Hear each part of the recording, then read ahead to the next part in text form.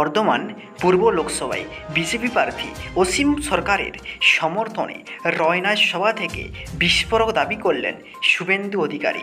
তিনি বললেন, ঠগি পিসি জেলে যাক, এটা সবাই চাই।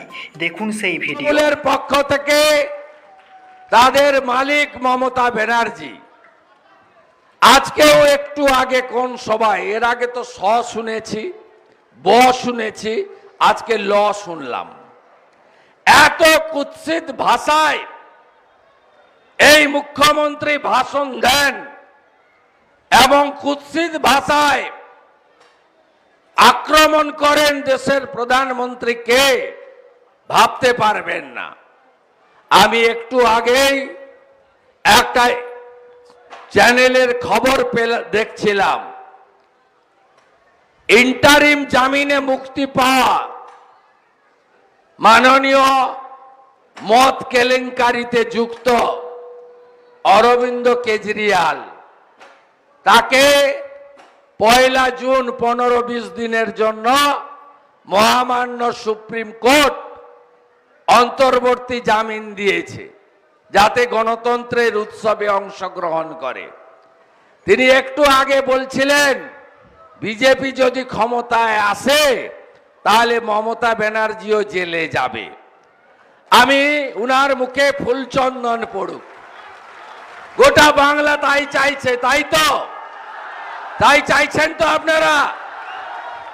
অরবিন্দ কেজরিওয়ালের মুখে ফুলচন্দন পড়ুক এবং পিসি জেলে যাক, ঠগি পিসি, এটা সবাই চাইছে।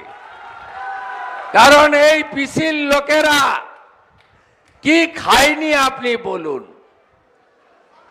আপনারা এখানে অনেক প্রান্তিক মানুষ থাকেন, আপনারা বলুন, শৌচালয়, আবাস যোজনা, ঝড়ে ক্ষতিপূরণ, নলবাহিত বাড়িতে জল, প্রধানমন্ত্রী কিষাণ সম্মান নিধি, ভাতা, অধিকাংশ লোকই আপনারা বঞ্চিত হয়েছেন। 100 দিনের কাজে 1,32,00,000 ভুয়া জব কার্ড বেরিয়েছে। আপনারা দেখেছেন তৃণমূল নেতারা বাড়িতে পুকুর নেই, 15টা 17টা করে তারা পুকুর দেখিয়ে টাকা তুলে নিয়েছে। IBS ফলের বাগান করার জন্য 15,000 টাকা মাথা পিছু ভারত সরকার দিয়েছিল। এরা কাগজপত্র দেখিয়ে এক একজন 250-300 করে বাগানের টাকা তুলে নিয়েছে, আপনাদের দেয়নি। অন্যদিকে গোটা পূর্ব বর্ধমান, পশ্চিম বর্ধমানের গলসি বুদবুদ, বিষ্ণুপুর সাব ডিভিশন, আরামবাগের একটা অংশ, বীরভূমের একটা অংশ, এই নিম্ন দামোদর এলাকাতে আমাদের প্রকৃতি মা যে রাজস্ব, আমাদের যে সম্পদ দিয়েছেন, যেখান থেকে হাজার হাজার কোটি টাকা রেভিনিউ সরকারের ঘরে যাওয়ার কথা, সেই বালি কিভাবে লুট হচ্ছে। একটা যদি বৈধ খাদান থাকে, 50টা অবৈধ খাদান।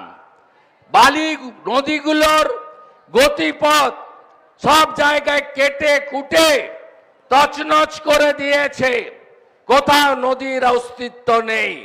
আপনি যদি পূর্বস্থলীতে যান, বালি চোরের নাম সুব্রত পাল।